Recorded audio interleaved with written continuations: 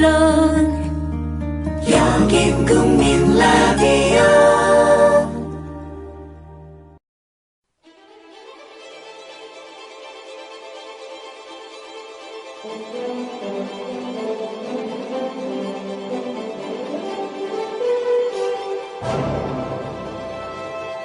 나는 꼽살이다 애청자 여러분, 저는 순학진로나 김미화입니다. 지금 우리들이 와 있는 이곳은 광화문이고요. 이순신 동상이 뒤에 있고요. 영화 명랑 1000만 관객 돌파 기념으로 온 거는 당연히 아니고요. 이곳에는 세월호 참사로 사랑하는 아들, 딸, 그리고 가족들을 잃은 유가족들이 농성을 벌이고 있습니다. 좀 전에 제가 살펴보니까 뒤에 바닥에서 올라오는 분수 사이로 어린이들이 너무나도 천진난만하게 뛰어놀고 있었어요. 그 모습이 이렇게 가슴 아팠던 적이 없었던 것 같습니다. 자, 아마 세월호 가족분들은 오늘 우리 낙곱살 팀들, 저 말고 또 누군지 자세하게 설명을 안 드려서 모르실 수도 있어서 오늘은 한 분 한 분 자세히 설명을 좀 드리면서 소개를 해보도록 하겠습니다. 먼저 경제학 박사고 88만원 세대 저자인 우석훈 박사, 우띠리입니다. 자, 우띠리. 예, 우띠리 우석훈입니다. 저는 원래 흥분 잘 안 하는데요. 오늘은 조금 흥분됐어요. 그게 박근혜 대통령이 우리 대통령이잖아요. 사람인가 싶더라고요. 오늘 한 얘기가 뭐냐면은 국회에다가 크루즈 육성 방안을 통과시켜달라고 그 법 얘기를 했거든요. 제가 책 준비하면서 쭉 분석해 보니까 예전에 한반도 대운하가 나온 두 개의 자체화가 있거든요. 하나가 4대강 사업이고요. 또 다른 하나가 크루즈 육성 방안이라는 거거든요. 그래서 배를 띄워서 그 배가 용산의 터미널까지 오게 하려고 했었어요. 오세훈 시장 때. 근데 그 배가 5천에서 6천 톤이거든요. 딱 세월호만한 배예요. 그래서 그거를 여기 데리고 와서 제주도까지 가게 하려고 했거든요. 근데 안 타잖아요. 그래서 학생들을 태운 게 지금 이 사건의 간접적인 영향이거든요. 근데 이게요, 지난 대선 때 박근혜 대통령 후보 시절에 후보 공약으로 크루즈 산업 육성 방안이 들어갔어요. 그러니까 책임이 있는 건데, 공교롭게도 세월호 사건이 딱 났을 때 그 국회에 이 법안이 올라갔거든요. 그래서 아직 배 안전이 얘기가 안 됐는데 어떻게 이 법을 통과시키냐고 그 법이 섰어요. 그거를 세월호 특별법 아직 처리를 못하고 있는데 오늘 통과시켜달라는 얘기를 대통령이 하더라고요. 배에 관해서 어떤 얘기도 없었고 어떤 반성도 없고 어떤 정책적 재검토도 없는데 이 법 통과시켜주면 청년들 일자리 늘어날 거라고 하는데, 청년들 얘기는 제가 우리나라 제일 잘하잖아요. 안 생겨요, 그렇게 해서는. 예, 우리 우띠리 우석훈이 이번에 그 세월호에 관련된 책을 냈습니다. 내릴 수 없는 배라고 열심히 썼어요. 그게 대략 어떤 내용이지? 책이? 어떤 내용이 쓰여 있어? 그러니까 배에 관한 얘기인데요. 왜 이 학생들이 배를 탈 수밖에 없었느냐. 그러니까 정부는 뭘 잘못했느냐. 그리고 그 이후에 이런 일이 다시 벌어지지 않기 위해서는 우리가 어떤 산업 대책을 서야 되느냐. 그리고 일상적인 얘기들인데요. 말 나온 김에 조금만 더 할게요. 새정치민주연합에 제가 물어봤어요. 그럼 이 대책을 세울 거냐. 그랬더니요, 아무도 안 세운다는 거예요. 그래서 왜 그러냐 그랬더니 선거 때라고 그러더라고요. 그래서 저라도 좀 얘기를 하지 않으면은 분석이 돼야 우리가 얘기를 할 수 있거든요. 근데 선거도 중요하지만 이런 장기적인 거에 대해서는 좀 책임지고 누군가 분석을 해야 될 것 같더라고요. 그리고 정당이 하는 게 맞는데 아무도 안 하더라고요. 그래요. 자, 그 옆에 우리 경제학자고요. 선대인 경제연구소 소장인 우리 선띠리. 안녕하세요. 선택 선대인입니다.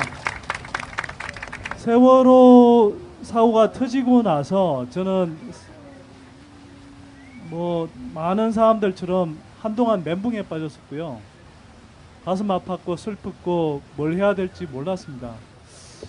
그런데 많은 분들이 계속 힘들어 하시는 모습을 보면서, 그리고 이렇게 굉장히 심각한 상황이 터졌는데도 아무것도 할 수 없는 어떤 무기력감을 느낄 때 뭔가로도 할 수 있는 틀이 있어야 되겠다. 그래서 세월호와 대한민국을 위해 행동하는 사람들이라는 모임을 제안했고요. 세대행동. 네, 줄여서 세대행동이라는 이름으로 지금 활동을 많이 하고 있습니다. 서명운동도 열심히 하고 있고. 예, 예. 네. 감사합니다. 근데 제가 제안하기는 했으나 이 모임은 이미 제가 단순히 제안한 모임이 아니라 많은 시민들이 참여해서 세월호 가족들과 함께 아픔과 슬픔을 나누고 또 한편으로는 우리가 세월호를 기억할 뿐만 아니라 지금 세월호 특별법과 관련해서도 좀 올바른 방향으로 법을 만들 수 있도록 그렇게 힘을 모아가는 이제 틀이 되어 있고요. 뭐 구체적으로는 서명 운동을 저희가 지금까지 그 세월호 사고 한 2주 후쯤부터 시작을 해서 약 38만 명 정도를 저희 자체적으로 세대행동에서 서명을 받아서 전달하기도 했고요. 또 좀 간접적으로는 KBS라든지 이런 언론들이 왜곡 편파 방송을 할 때 좀 제대로 방송하라 이렇게 해서 뭐 예를 들면 KBS 같은 경우는 기란영 사장 퇴진운동 또 KBS 수신료 납부 거부 운동 등을 펼쳐서 지금 뭐 여러분들 느끼시기엔 어떨지 모르겠지만 KBS가 그래도 과거 비하면 최악의 상황은 좀 벗어난 모습을 보이고 있다. 이런 이제 나름대로 뭐 작지만 조그만 성과도 읽었다고 생각하고요. 다만 송구스러운 건 아직 특별법이 통과되지 못했습니다. 그리고 세월호 가족분들이 진정으로 원하는 어떤 변화의 첫걸음도 진정으로 이렇게 떼지 못했고요. 그런 면에서는 저희가 열심히 노력했음에도 불구하고 이 자리에 같이 세월호 가족분들하고 이렇게 나란히 앉는 것 자체가 송구스러울 정도로 저희 활동이 너무 부족하지 않았나 이런 생각이 좀 들어서요. 마음이 사실은 많이 무겁습니다. 네, 네. 다 뭐 여기 모이신 분들 모두의 마음이 아마 그렇지 않을까 이런 생각을 해보면서 마지막으로 우리 저 시사평론가이기도 하고 국민TV 라디오 PD예요. 용띠리. 네, 안녕하십니까. 반갑습니다. 용띠입니다. 예. 오늘 우리 박근혜 누나가 지금 정치가 국민을 위한 것인지 되물어볼 때다 이런 말씀을 하셨습니다. 저는 우리 누나에게 묻고 싶습니다. 우리 미아 누님 말고. 네, 저한테 묻는 줄 알았습니다. 네. 우리 근혜 누나한테 물어보고 싶습니다. 누나, 도대체 누나의 국민은 누굽니까? 김기춘입니까? 정호성입니까? 최태민입니까? 돌아가셨지? 아니면 정윤회입니까? 이렇게 물어보고 싶습니다. 예. 하도 궁금해서 롯데호텔 앞에 가가지고 한번 물어보려고 그랬었던. 네. 우리 아이고 편집을 해야 돼요. 네, 용띠리는 워낙에 저 막말하고 저질이라 뭔 얘기를 해도 믿음이 안 갑니다. 사실. 네, 그렇습니다.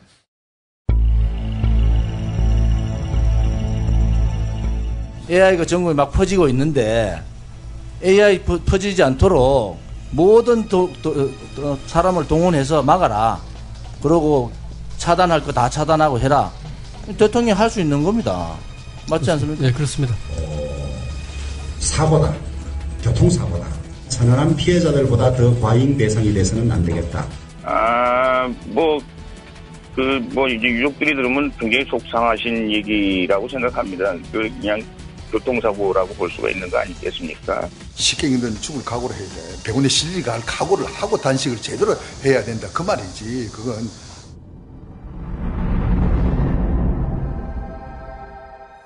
자, 저희가 오늘 방송을 위해서 직접 이곳 광화문 농성장까지 찾아왔지만 한편으로는 우리 아까 선대인이 얘기했듯이 정말 미안한 마음, 무거운 마음입니다. 사실 여기 계신 가족분들, 졸지에 사랑하는 가족들 잃고 그것만으로도 억장이 무너질 텐데 지금 이게 무슨 상황입니까? 도대체 왜 아직까지 진상규명이 안 되고 있는 건지, 왜 배 안에 갇혀있던 사람이 한 명도 구조되지 않은 건지, 정말 중요한 골든타임이라는 거 그거 왜 놓친 건지, 이 문제에 책임져야 할 사람들 스스로가 자기 입으로 내 책임이라고 얘기를 했습니다. 근데 대체 어디서 뭐 하고 계시는 건지 그거 밝히자는 건데, 지금 여기 뒤에 유민 아빠께서도 단식 29일째 이렇게 써 있습니다. 편안한 자기 집 놔두고 왜 이 차가운 바닥에서 이렇게 고생하고 계셔야 하는 건지, 어떻게 설명을 해야 하는 건지 모르겠습니다. 저희가 사실 일찍 찾아왔어도 좋았습니다. 그러나 혹시라도 폐가 되지 않을까 주저주저 했었습니다. 오늘에서야 용기를 내고 왔습니다. 그래서 오늘 낙곱사리는 세월호 가족분들 그리고 특별법 내용을 잘 설명해 주실 변호사님 이렇게 함께 모셔서 여러 가지 얘기들을 직접 좀 들어보도록 하겠습니다. 지금 가장 쟁점이 되고 있는 세월호 특별법에 대해서도 집중적으로 이게 도대체 어떤 법이고 무엇을 위한 법인지, 왜 이런 법이 필요한 건지 오늘 자세히 얘기 나눠볼 겁니다. 오늘 이 자리에 힘들게 시간 내주신 두 분 먼저 좀 소개를 해드릴게요. 어머니 두 분이 나오셨는데, 먼저 박성호 어머니 나오셨습니다. 여러분 큰 박수 주십시오. 반갑습니다. 박성호 엄마 정혜숙입니다. 상중에 이렇게 나와서 여러분을 뵙게 됐습니다. 저희는 사고가 일어나고 지금까지 여러분들에게 아프다, 힘들다, 또 다시 이런 일이 일어나지 않았으면 좋겠고 이런 일을 당하는, 이런 아픔을 당하는 사람이 없었으면 좋겠다 하고 지나온 지가 벌써 100일이 다 넘었습니다. 그죠? 예, 저희 상중을 좀 풀어주십시오. 저희가 상을 푸는 날은 진실이 규명되는 날입니다. 여러분이 풀어주셔야 합니다. 감사합니다. 네, 씩씩하게 인사해 주셔서 고맙습니다. 그 옆에 우리 김동혁 엄마. 네, 단원고 2학년 4반 동혁이 엄마입니다. 저는 많이 아시고 계시지만 새엄마입니다. 처음에 이 사고가 났을 때 제 마음은 나서지 말아야지, 새엄마니까 숨어 있어야지, 이 유가족들한테 피해가 되면 안 되겠다, 그런 마음이 많았습니다. 그런데 느닷없이 JTBC에 동혁이의 영상이 나왔습니다. 엄마 사랑해, 엄마 사랑해, 엄마 사랑해 3번을 부르고 아빠 아빠 아빠 김영래 우리 아빠, 엄마 아빠 사랑해, 엄마를 먼저 불러줬습니다. 그걸 듣는 순간 소름이 끼치면서 이 아이가 나를 이렇게 사랑하고 이렇게 불러줬는데 내가 보고 듣고 느낀 것을 말하지 않으면 나는 엄마가 아니라고 생각했습니다. 그래서 나서게 되었습니다. 감사합니다. 예, 고맙습니다. 그 옆에 우리 원재민 변호사님 인사해 주십시오. 예, 안녕하십니까, 원재민 변호사입니다. 어떻게 하다 보니까 이렇게 세월호 유가족들을 돕게 됐습니다. 예, 뭐 과거에 뭐 운동을 한다던가 이런 경험이 없는 평범한 학교 생활을 하고 평범하게 변호사 생활을 하던 그런 사람이고요. 그런데 이 사건이 정말 평범한 사람도 자기 일상을 살 수 없게 하는 사건이기 때문에 이렇게 유가족들을 돕게 되었고요. 예, 오늘 말씀을 잘 드리고 싶습니다. 예. 네, 고맙습니다. 오늘 저희 낙곱사리 방송이 세상을 바꾸는데 조금이라도 기여를 좀 했으면 좋겠고요.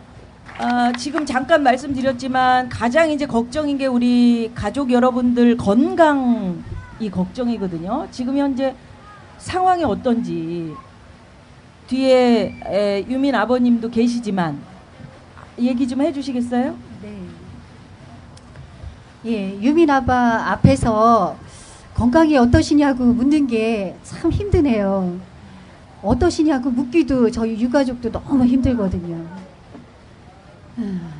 유민 아빠는 이곳 광화문에서 단식한 지 29일째죠. 예, 이렇게 하고 계신데 보시듯이 아마 단식하기 전의 모습과 지금의 모습이 너무나 확연하게 다를 겁니다. 그럼에도 불구하고 진상 규명이 되지 않으면 유가족들이 얼마나 힘들까? 또 이런 일이 일어나서 다른 분들이, 다른 국민들이 이런 일로 다칠라.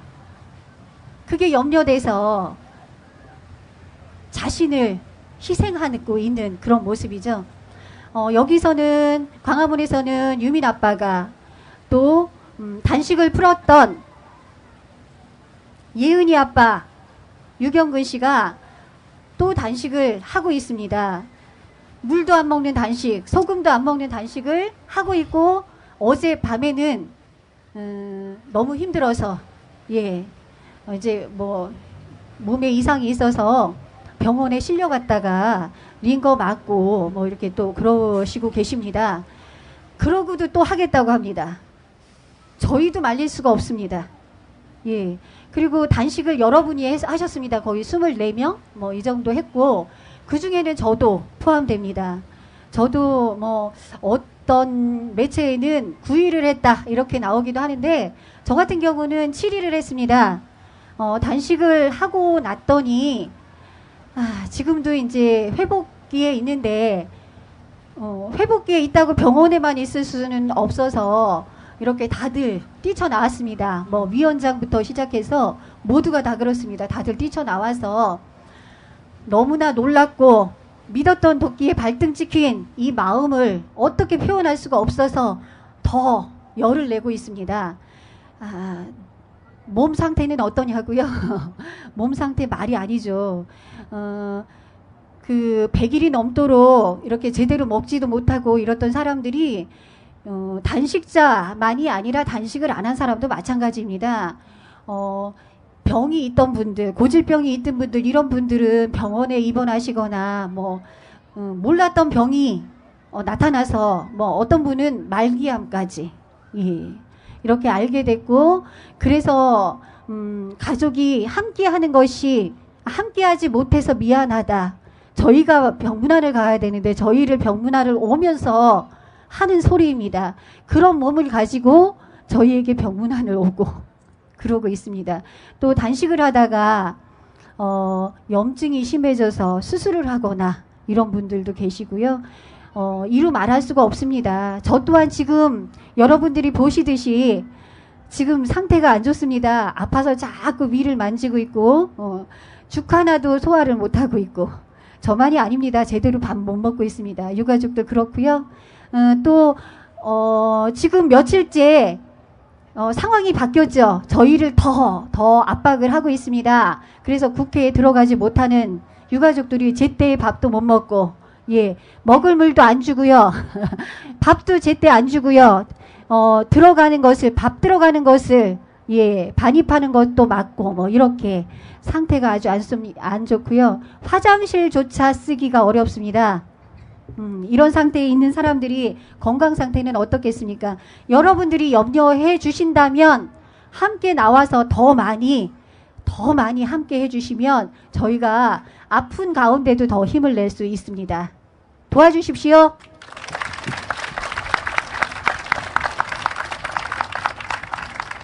네, 유가족의 목소리를 정치하시는 분들이 똑똑히 들어주셨으면 좋겠습니다.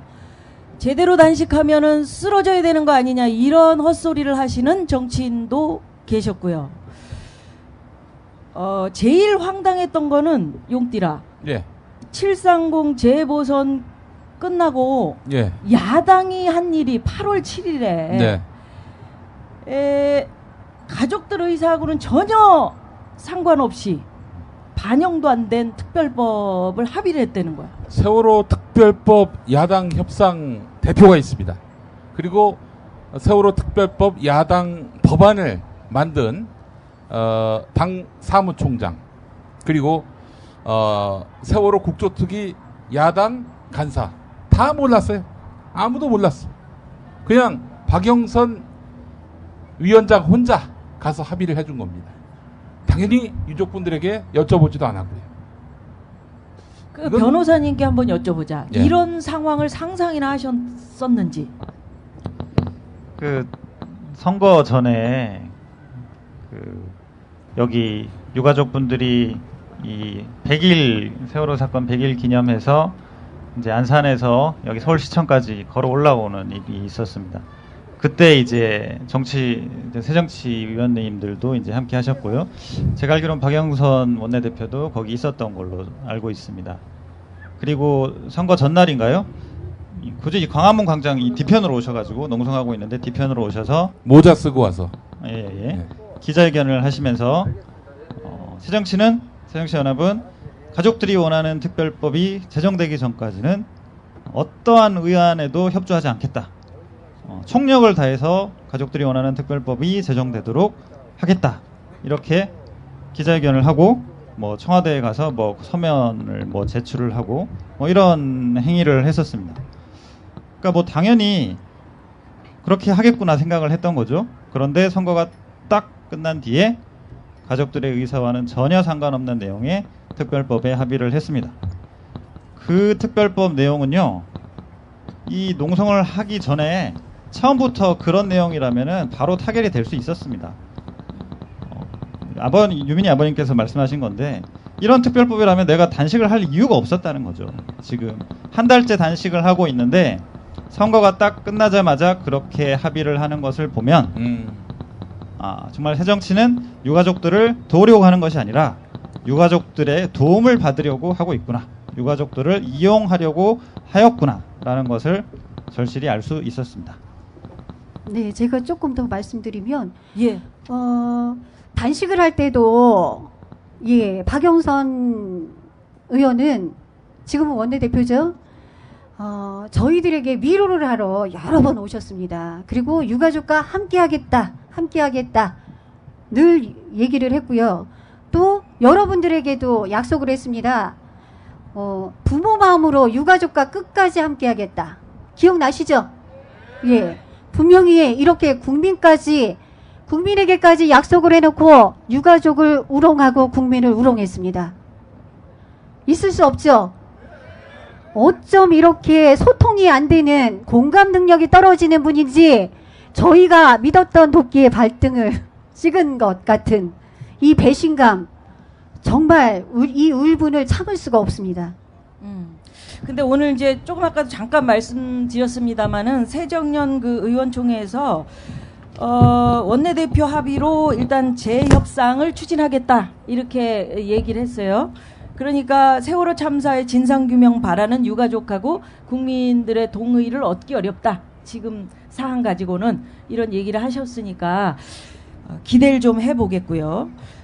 걱정스러운 것은 이제 교황께서 며칠 뒤에 오시는데 그때 이 지금 단식하고 있는 광화문 앞에 우리 여러분들이 모여 계신 이 농성장이라고 해야 될까요? 단식장? 여기를 철거해야 된다 이런 그 얘기가 있던데 어떻게 가족 어머니 우리 성호 엄마가 뭐 물론 이해합니다.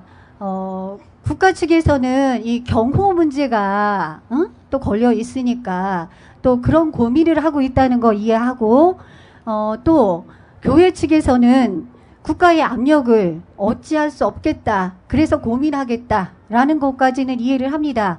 그러나 저희 유가족을 만든 것도 국가고 또한 이곳에서 단식을 하게끔 만든 것도 국가가 해결해 주지 않기 때문에 너무나 힘들어서 저희는 죽음을 불사하고라도 이 광화문 앞에, 청와대가 보이는 광화문 앞에서 대통령 보시라 하고 단식을 하고 있는 것입니다. 자, 그런데 지금 단식한 지가 저희가 29일째잖아요. 여기서 물 마시고 밥은 안 먹지만 물 마시고 소금 먹고 잠자고 이러고 있습니다. 그러면 이곳은 유가족에게는 왜 집에 돌아가지 않으시냐라고 말할 수도 있지만 이제는 집이 되어버린 것입니다.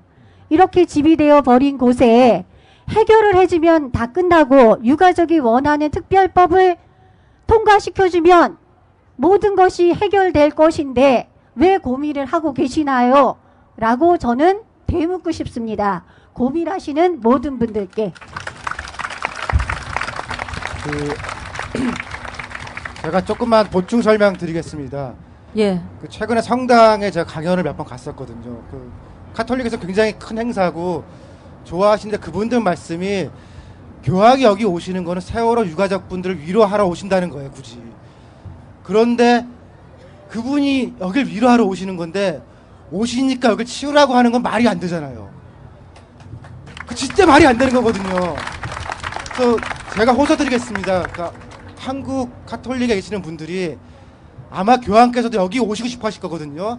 이 자리 있는 그대로 보시고 둘러보실 거예요. 차도 한국에 있는 차 중에 제일 작은 차를 준비해달라고 그랬던 거 아니에요. 그래서 충분히 얘기될 거예요. 국가가 끼워서 중간에 가라고 하는 거는 교황의 뜻이 아닐 겁니다.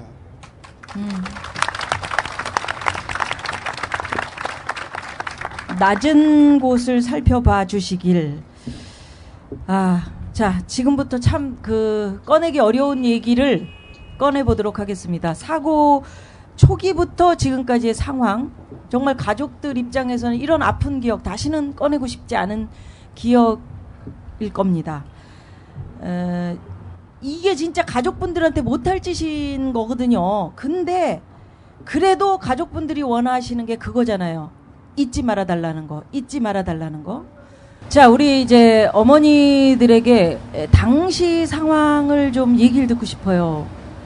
그때 사고가 났을 때 아이들이 보낸 문자를 통해서 이제 알고 달려가셨던 걸로 그렇게 아는데 팽목항에 도착했을 때 상황이 어땠는지. 예? 우리 동혁이 엄마? 처음에 저희 동혁이가 15일 날 수학여행을 간다고 나가고 나서 밤에 11시 조금 넘어서 전화가 왔었습니다. 저희 동혁이는 전화기가 없이 mp3를 들고 다니는 아이입니다. 내 친구 휴대폰을 빌려서 전화가 왔는데 당연히 저희는 엄마 아빠니까 선생님 말씀 잘 듣고 재미있게 잘 놀다 오라고 하고, 동혁이가 새 신발을 일주일 정도 전에 샀는데 안 신고 갔어요. 그래서 동혁아, 너 신발을 왜 안 신고 갔냐고, 신발 신고 가서 좀 여자친구도 좀 사귀고 와야지 그랬더니 동혁이가 아낀다고 안 신고 갔답니다. 그게 동혁이와의 마지막 통화였고요. 그 다음날에 대한 행적은 저희 반 엄마께서 말씀을 하셨습니다. 반장 엄마께서 말씀하셨는데, 저녁 때 안개가 너무 껴있고 출항을 하니 많이 하니까 반장이니까 반장 회의를 그렇게 수차례 많이 했나 봐요. 그래서 엄마가 전화할 때마다 전화를 안 받았답니다. 그리고 다시 통화가 됐을 때 왜 이제 바쁘니까 왜 또 그러더래요. 그래서 뭐 지금 그럼 출항은 했냐고 하니까 아이의 말이 손을 이렇게 뻗으면 손바닥이 안 보일 정도로 안개가 심하답니다. 출항을 안 할 수도 있고, 지금 밥을 먹으러 배로 왔는데 출항을 하려고 밥을 먹으러 올라온 게 아니라 배가 고파서 밥을 먹으러 일단 올라왔다고, 그 얘기까지만 들었다고 하더라고요. 그러니까 저희 동혁이 아빠 입장에서도 계속 사고가 난 이후로 아이들 가만히 있으라 하고, 또 일부 안내방송에는 단원고 학생들 선생님들을 지칭을 하면서 가만히 있으라는 내용도 많이 나옵니다. 그것을 봤을 때 저희 동혁이 아빠는 아이가 그렇게 되고 나서 정말 입을 찢어버리고 싶다고, 뭐하러 말을 잘 들으라 했냐고 그렇게까지 말을 했을 정도입니다. 그래요. 그 첫날에 구조 인력이 많이 투입됐다, 이것도 과장돼 있었고, 또 구조도 성실히 안 한 걸로 이제 그렇게 밝혀졌는데, 첫날 저희가 이제 우선 학교로 갔죠. 학교로 갔을 때 너무나 많은 기자들이 학교로 다 몰려와 있었어요. 그것을 보면서 저희는 이 사건은 보도하는 것처럼 그렇게 간단한 사건이 아니다 라고 짐작을 했고요. 그래서 학교 강당으로 올라갔더니 안심하시라, 모두 구조됐다. 여러분들이 들었던 그대로 모두 구조됐으니 집 구명조끼에 입고 물속으로 모두 뛰어내렸고 모두 구조해서 섬으로 가 있다. 그러니 집으로 돌아가시라. 이렇게 누가? 학교 측에서 말을 했죠. 교장 선생님께서 그날 저기 그 강단에 서셔서 마이크를 잡고 말씀을 하셨습니다. 그리고 동혁이 아빠 전화기에 아직까지도 저장되어 있는 게 학교 측에서 보낸 문자 메시지가 3개 있습니다. 전원 구조되었다고. 예, 11시 2분에 전원 구조되었습니다. 이렇게 문자가 2번 찍혔습니다. 제 핸드폰에도. 자, 이런 얘기를 들으면서 저희는 화상 환자가 있다, 부상자가 있다, 이 얘기까지 들었기 때문에 믿을 수가 없었습니다. 그렇죠? 내용이 다르잖아요. 그래서 저희는 믿을 수 없으니 우리가 직접 가서 아이들을 데려와야겠다. 그러니 차를 내달라라고 말을 했고요. 그래서 이제 운전은 할 수가 없었어요. 너무나 놀라워서, 너무나 힘든 이런 뉴스를 듣고는 그럴 수가 없어서 대부분은 운전을 못했고요. 일부는 자차로 움직여서 갔고요. 그렇게 해서 팽목을 향해서 가는 줄 알았습니다. 그런데 저희를 내려준 곳은 팽목항이 아니고 진도체육관에 내려줬습니다. 진도체육관에 막 도착했을 때 아이들이, 생존자 아이들이 119 구조대 차량에 실려서 막 나가고 있는 그런 상태에 저희가 도착을 했고요. 그곳에 도착했을 때 해경 측에서, 관계자 측에서 나와서 하는 말, 안심하시라, 모두 전원 구조될 것이니 최선을 다하고 있으니 안심하시라고 했습니다. 그래서 어떻게 구조가 되냐 했더니 대답은 최선을 다하고 있습니다가 끝입니다. 그 과정에서 생존자 중에 한 분이 젊은 남자분입니다. 저희보다 조금 연배가 낮았던 분인 것 같은데, 그분이 땅을 치면서 마이크를 뺏고 하면서 단상으로 올라갔습니다. 올라가서 하는 말, 억울하고 억울해서 살 수가 없다. 나는 학부모가 아니다. 나는 생존자다. 그런데 도저히 내가 이 말을 안 하고는 저 부모들 앞에 설 수가 없고, 억울하고 이 분통한 마음을 어디다 토로할 수가 없다. 그리고 부모들이 알아야 했기에 여기에 올라왔다라고 하면서 울고불고, 더 이상 그렇게 할 수가 없을 겁니다. 억울하다, 억울하다. 그 귀한 황금 같은 그 시간에 너희들이 뭐 했냐. 내가 1시간이 넘는 시간 동안 40여 명에 가까운 아이들을 구조하는 동안 해경이 아무것도 안 했다. 이게 대한민국의 해경이냐 하면서 부모들은 이 사실을 꼭 알아야 된다 라고 말했습니다. 거기서부터 저희는 해경이 저희에게 거짓을 하고 있다, 거짓말을 말하고 있다 라는 걸 알았고요. 그래서 배 달라, 헬기 달라, 어둡기 전에 가야겠다 이랬습니다. 그 시간이 5시 반 정도니까 실갱이를 그렇게 해서 6시 정도가 됐을 때 팽목항을 향해서 무조건 달려갔습니다. 약속을 받았죠, 물론. 그런데 그 장소로 팽목항으로 갔을 때는 언제 약속을 했느냐 발뺌을 했습니다. 그래서 또 실갱이를 1시간 반 동안 해야 됐습니다. 그렇게 해서 저희가 유가족이 배를 사고요. 그 다음에 잠수부를 샀습니다. 그래서 현장을 달려가니까 이 해경하는 짓이 그제서 배를 내주는 것입니다. 그래서 배에 올라탔습니다. 그런데 그 시간에도 TV에는 어떤 게 나왔냐. 낮 시간에 촬영했던 그 장면이 깜깜해진 밤인데도 여전히 그대로 방송이 되고 있었습니다. 이게 현재 상황이라고 하면서 너무나 어처구니가 없었습니다. 그렇게 현장으로 달려갔는데 거의 1시간이 넘도록, 그렇게 해서 1시간을 달려서 그 현장, 저희가 생각할 때는 그곳은 골고다 언덕입니다. 우리 아이들이 세월호가 거꾸로 선비만 약간 보이는 그곳에 갔을 때 땅을 치고 울었죠. 그런데 그곳에는 아무것도 하지 않는 해경이 단 보트 2개가 그 주변을 빙글빙글 돌고 있었습니다.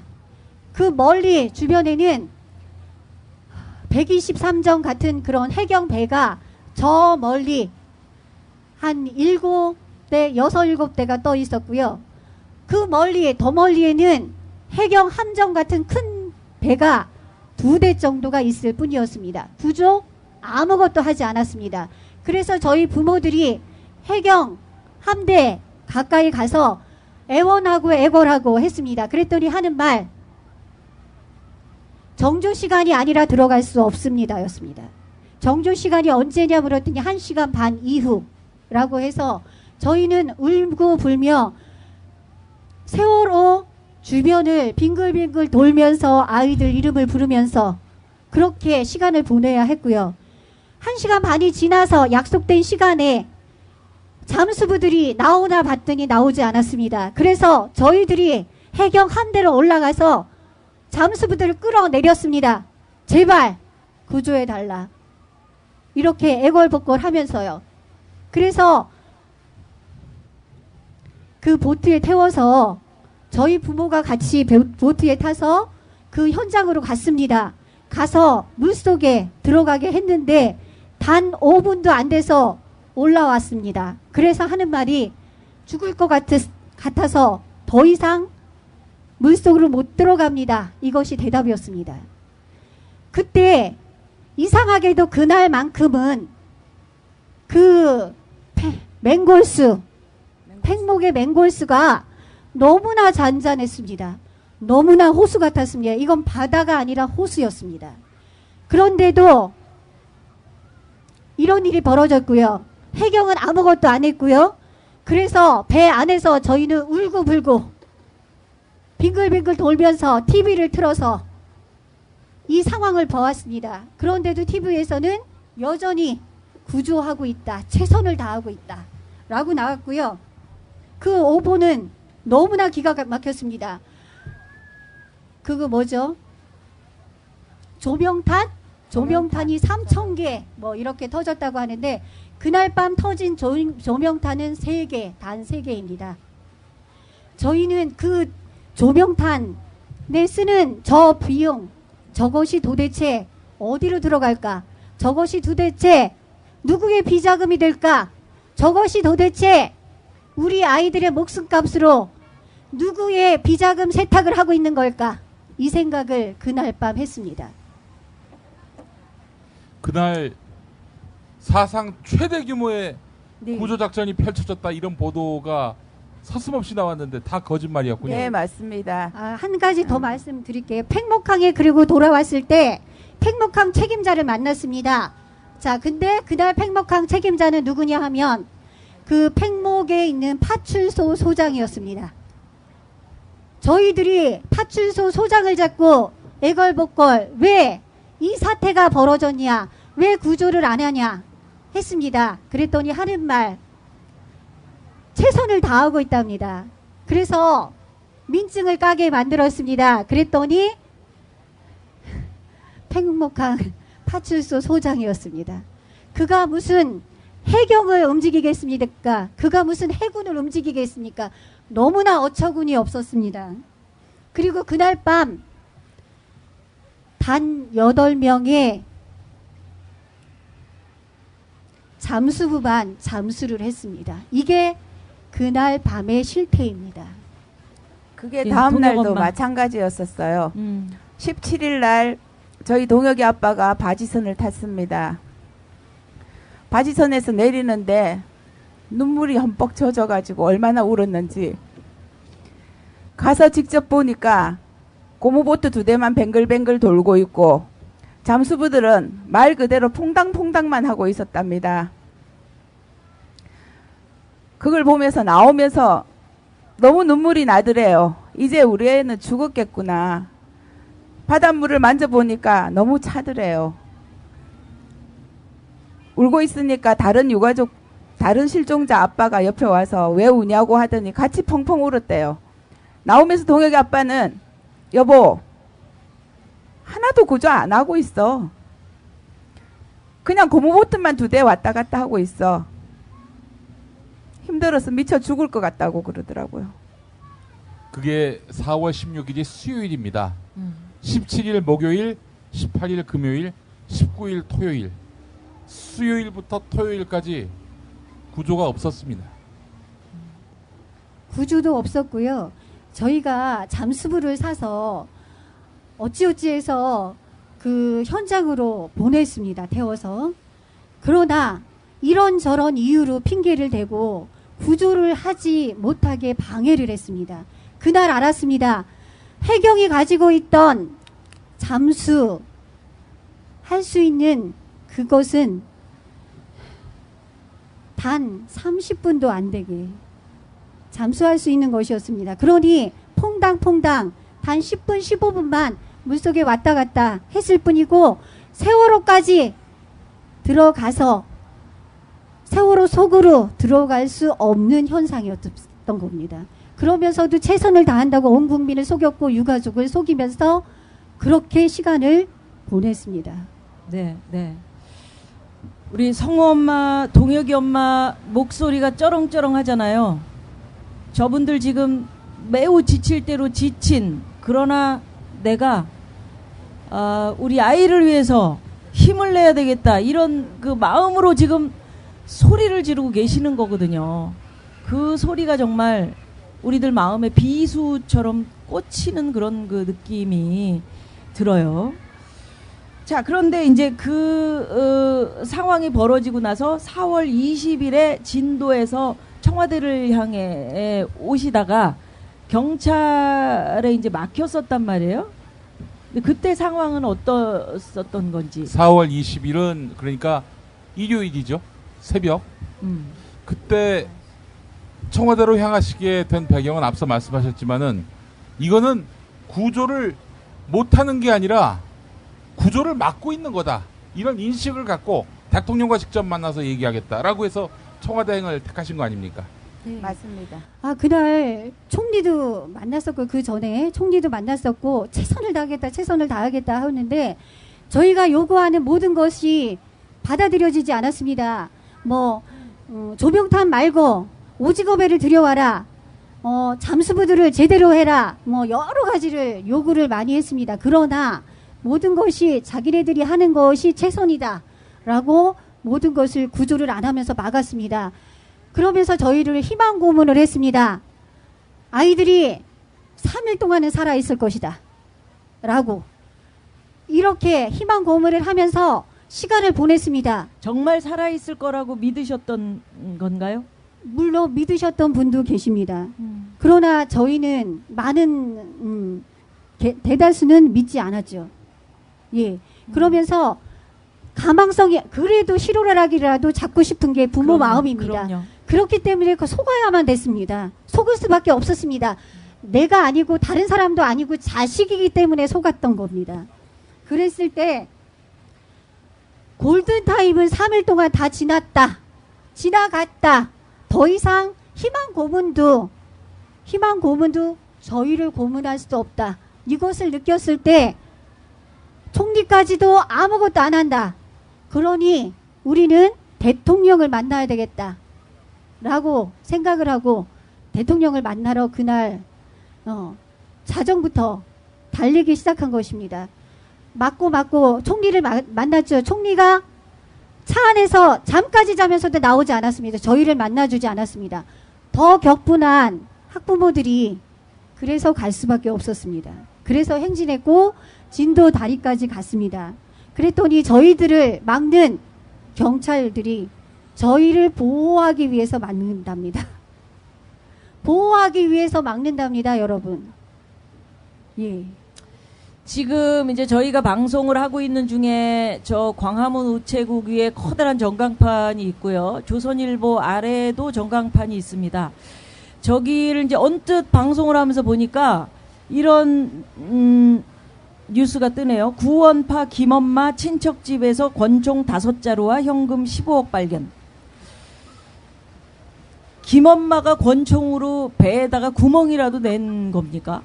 아니 어떻게 언론이 이런 가족의 목소리를 대신해서 얘기를 해줘야 되는 거 아닙니까? 어떤 게 중요한 건지를 잘 판단을 하셔야죠. 오늘 조선일보는 답답합니다. 이 농성장 때문에 교황 경호에 큰 문제가 생긴다, 이렇게 보도했어요. 뭘 기대하십니까? 그냥 답답한 마음이 들었어요.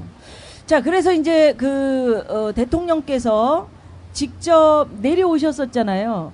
근데 그 의전 문제 때문에 구조가 중단됐었다 하는 뉴스도 있었어요. 정말 그래요?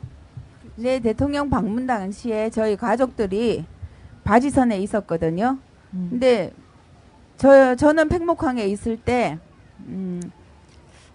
누군가가 방문을 하면 의경들이 행동들이 굉장히 민첩해지고 사실 물샐 틈 없이 쫙 서 있어요. 누가 왔나 보다. 어김없이 그날 대통령이 오셨고 바지선에 계시던 가족분들의 얘기로는 스탠바이 상태였답니다. 구조 하나도 안 하고 기다리고 있었답니다. 그분이 오실 때 그분의 눈으로 보실 수 있게끔 그분이 오시자마자 일사불란하게 움직이면서 구조 수색을 하는 척 했답니다. 그리고 헬기장에 수시로 헬기가 왔다 갔다 하는데 저희 가족들은 그게 저희 아이들을 구조하기 위한 수색을 하기 위한 헬기인 줄 알았는데 그게 아니라 고위 관료들을 실어다 나르는 헬기였다는 얘기도 있습니다. 기가 막혀서 말이 안 나와요, 그거는. 예, 무능하고 무책임하고 우리의 요구는 무조건 묵살하고 그러면서 시간 끌기만 하던 그들이 그렇게 의전 문제에서는 얼마나 잽싼지 저희는 너무나 깜짝 놀랐습니다. 예, 세월호 유가족들의 목소리를 지금 여러분 생생하게 듣고 계십니다. 이제 아이들을 찾고 안산으로 돌아오신 뒤의 얘기로 좀 넘어가 보도록 하겠습니다. 그때 그 KBS 보도 태도에 항의를 해가지고 KBS에 가셔서 농성하시고 그러셨어요? 네, 그랬죠. 그때 상황은요? 그때 상황은 저희들이 KBS를 찾아가자 했던 게 아니고요. 상황은 이렇게 됐습니다. KBS에 몸담고 있는 고위층들이 분향소에 분향을 하러 온다. 이 소식을 접했습니다. 그리고 그 사람들이 때로 몰려왔습니다. 그런데 그때 함께 난 보도가 있었습니다. 김시곤 보도국장의 발언이었습니다. 그 발언은 연간 교통사고 사망자 수가 세월호에서 죽은 사망자 수보다 훨씬 많은데 왜 이렇게 호들갑이냐라는 뜻의 그런 보도였고요. 또 아나운서들이 검은 옷을 입고 나오는 것을 보고 왜 이렇게 소란을 떠냐라는 거였습니다. 검은 옷을 뭐하러 입냐 이런 뜻으로 그런 보도가 나왔다는 것을 알았고 그것을 유가족들이 서로 이야기를 하게 됐습니다. 그래서 격분한 유가족들이 그 분향소를 찾아온 KBS 측을 그 사람들을 만나려고 분향소로 들어갔는데 이들은 도망을 갔고요. 단 2명만 저희가 만날 수 있었습니다. 그 2명이 계속 우리가 하는 말에 김시곤 보도국장 데려와라. 우리에게 사과시켜라.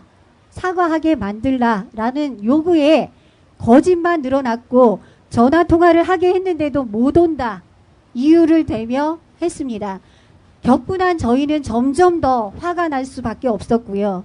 그래서 시간을 주고 올 시간을 기다렸습니다. 그러나 오지 않았습니다. 그래서 2시간, 3시간이 흐르고 유가족은 차를 대절해서 그냥 안 왔죠. 저희가 영정사진을 들고 그렇게 KBS로 향했습니다. KBS로 온다는 소식을 들은 이 KBS는 얼마나 많은 전경들을 깔았는지 철벽이었습니다. 그래서 저희가 거기서 나와서 사과하라고 했고 또 KBS 안으로 대표들이 들어가서 면담을 하고 사과를 요구를 했으나 그들은 들어주지 않았습니다. 그래서 저희는 청운동 주민센터 앞까지 와서 대통령을 만나러 왔으나 청와대는 더 삼엄한 그런 경비를 하고 있었고요. 그렇게 삼엄한 곳을 뚫지 못하고 저희가 청운동 주민센터 앞에서 노숙을 하며 길거리에서 밤샘 밤을 새고 거기에 있어야 됐습니다. 그래요. 우리 저 성호 엄마 너무 상황을 자세하게 설명하시느라고도 기운도 없으실 것 같아요. 조금 좀 우리 변호사님한테 한번 여쭤볼까요? 그 뒤에 이제 여러 가지 노력 끝에 국정조사 추진됐잖아요. 근데 그 과정에서 다시 국회에서 3일간 또 보내셨단 말이에요. 유가족들이 왜 그랬어요? 예, 그 여야가 국정조사를 하기로 약속한 그런 날짜가 있었습니다. 네. 그런데 그 계속해서 그 협상이 제대로 진행이 안 돼가지고 이제 그 날짜조차 지키지 못하는 상황이 된 겁니다. 그래서 그 유가족들 입장에서는 정말 기가 막히게 이제 자녀들이 죽었기 때문에 그에 대한 진상 규명을 하는 것이 정말 중요하고 그래서 국정조사를 해야 되는데 시작조차 제대로 안 되고 있는 상황이니까 도저히 이것을 그냥 두고 볼 수가 없어가지고 직접 국회로 달려온 겁니다. 그래서 국회에 달려와서 거기서 의원회관에서 3일간을 머물면서 빨리 합의를 해서 국정조사를 시작하라라고 하셔야만 했고 그래서 간신히 합의가 돼서 국정조사를 시작을 하게 된 것입니다. 그렇군요. 이 국정조사 이 진행되는 과정들을 가족들이 쭉 보면서 어떤 느낌이셨는지 모르겠어요. 지금 현재까지 한번 한번 생각을 해보시면. 예, 국정조사가 원활하게 이루어지지 않을 것이다 라고 저희도 짐작을 했고요. 그 국정조사가 시작되는 것조차도 너무나 어려웠잖아요. 저희가 이 3일을 국회에서 농성을 하고 국회 그 의원회관 회의실에서 바닥에서 잠을 자고 해야만 했습니다. 그렇게 얻어낸 국정조사인데 여러분들이 보도를 통해서 또 국회방송 생중계를 통해서 보셨을 것입니다. 너무나 졸속이었고요. 그죠? 그리고 또 졸속만이 아니죠. 예, 중간은 중간. 예, 파행을 거듭거듭 하면서 파행만 했나요? 예, 피감기관을 두둔하는, 예, 그리고 피감기관만 두둔한 게 아니라 피감기관에 안심하시라는 메시지, 메모장도 보내는 여당 의원들을 봤고요. 또 피감기관을 불러서 음료수를 따주면서 협작을 하는 이런 예. 왜 그 위원장. 실명을 얘기 안 하세요? 예? 심재철, 조원진. 예. 왜 이름을 얘기 안 하세요? 심재철 위원장, 조원진 간사죠. 예, 국정조사 간사입니다. 이런 책임 있는 막중한 책임이 있는 분들이 이런 일을 저질렀고요. 심지어는 조는 의원도 있고요. 심지어는 저희더러 닭에 비유했죠. 조류독감에 비유했죠. 거기다가 또 유가족이 들어서는 안 돼. 유가족이면 좀 가만히 있어라. 당신 뭡니까? 예? 자, 유가족분들 잘 좀 계세요. 이거 지금 진실 규명을 하고 있는 거 아닙니까 지금? 좀 자제해 주시기 바랍니다. 우리 아이들에게 뱃속에서 세월호 뱃속에서 움직이지 말고 가만히 있어라, 가만히 있어라. 그래서 우리 아이들을 죽였는데 왜 이렇게 하냐 라고 하는 항의하는 유가족에게 유가족이면 좀 가만히 있으라, 이런 막말을 함부로 내뱉었습니다. 우리 성호 엄마는 그 예전에 국회의원들 이름 아셨어요? 국회의원들 이름 얼굴하고 이렇게 예전에는 뭐 좀 알기도 했었고요. 제가 국회에 잠깐은 근무를 한 적이 있었기 때문에 그러시구나. 예, 그 이전에는 그랬죠. 그러나 국회를 그만두고 나서부터는 일상에 돌아왔고 별로 국회를 신임하지 않기 때문에 관심이 없었고요. 의원들 이름은 조금 알았지만 뭐 심재철 의원 유명하니까 알았습니다. 그러나 조원진 의원 잘 몰랐습니다. 모르는 의원이 태반이었죠. 일반 국민들이 그렇잖아요. 간사한 무슨 간사한 조원진.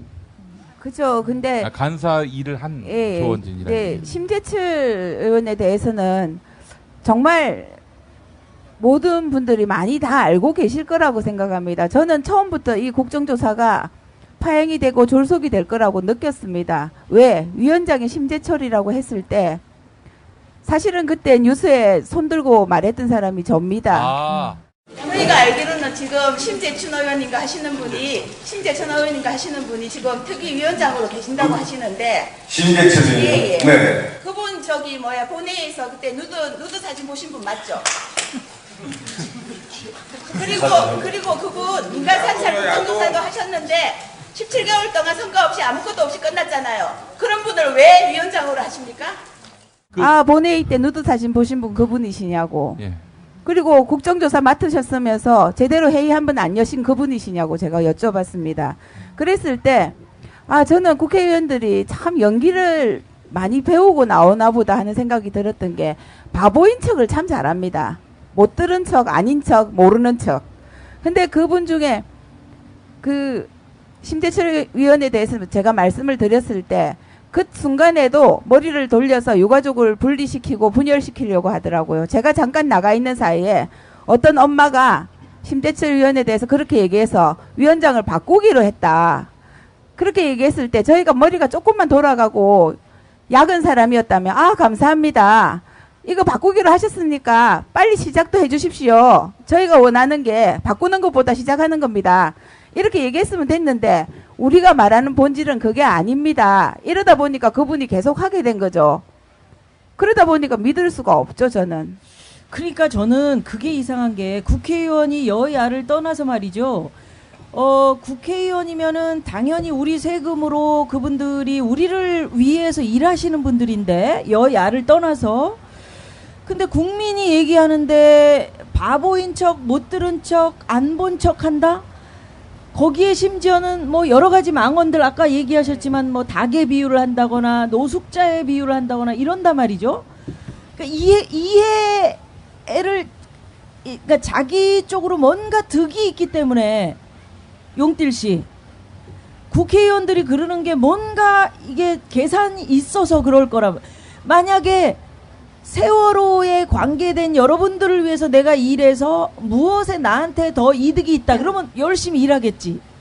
근데 뭔가 이해가 있을 거라고. 그게 뭐야? 진단을 한번 해봐봐. 국정원 선거 부정과 관련한 국정조사도 있었죠. 그때 새누리당이 어땠습니까? 국정원의 선거 개입 이걸 파헤치는 게 아니라 국정원을 어떻게든 보호하기 위해서 정권에 누를 끼치지 않기 위해서 그걸 위해 애를 썼어요. 그걸 위해 봉사를 했고요. 마찬가지입니다. 이 사람들 세월호 진상규명을 위해 한 게 없어요. 어떻게든 유족분들의 입을 틀어막고 야당의 공세를 막기 위해서 본질을 흐리고 외면하고 유병언으로 불타고 그랬거든요.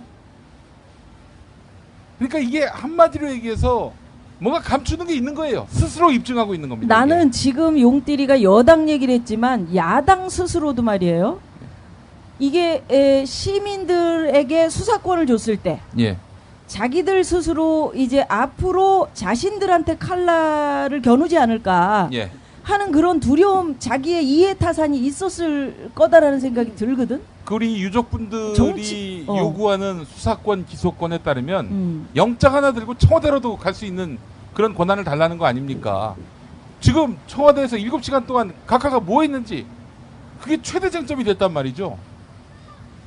당연히 그걸 다 파헤쳐야 마땅한 건데 그 권한을 혹여라도 이게 빼앗길까봐 지금 몸부림을 치고 있는 거라고 볼 수밖에 여든 없습니다. 야든 옷딜이 어때? 국조특위 관련돼서 제가 야당 욕 좀 할게요. 많이 해주세요. 국조특위 이렇게 막 의원 구성하고 그런 걸 조금 옆에서 봤는데요. 거기도 개파 나눠 먹기를 하더라고요. 그러니까 그거 아무것도 아닌 위원회고 그 실제로 일을 해야 되는 거니까 생기는 것 없이 밤새고 힘든 거거든요. 근데 그것도 감투를 하고 그 와중에 또 이렇게 다 줄을 서요. 될 리가 없죠. 그래서 여당은 이상한데 야당도 더 이상했어요. 그렇게 해서는 창과 방패라고 하잖아요. 제가 본 게 방패만 2개예요. 창이 없더라고요. 어떻게 해요 그러면? 망한 거죠 지금 이렇게 우리가.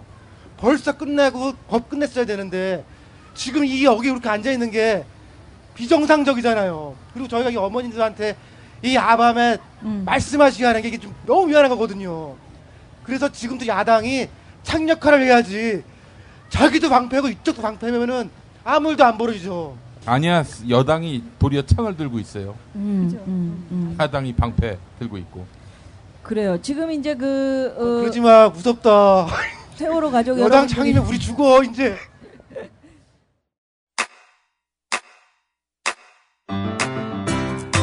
국민 라디오 지지하는 4가지 방법 아시나요? 다운로드하기, 별점 주기, 댓글 달기, 구독하기. 국민 라디오를 보다 많은 이들에게 전할 수 있는 가장 손쉬운 방법. 다운로드하기, 별점 주기, 댓글 달기, 구독하기. 잊지 마세요. 다운로드하기, 별점 주기, 댓글 달기, 구독하기.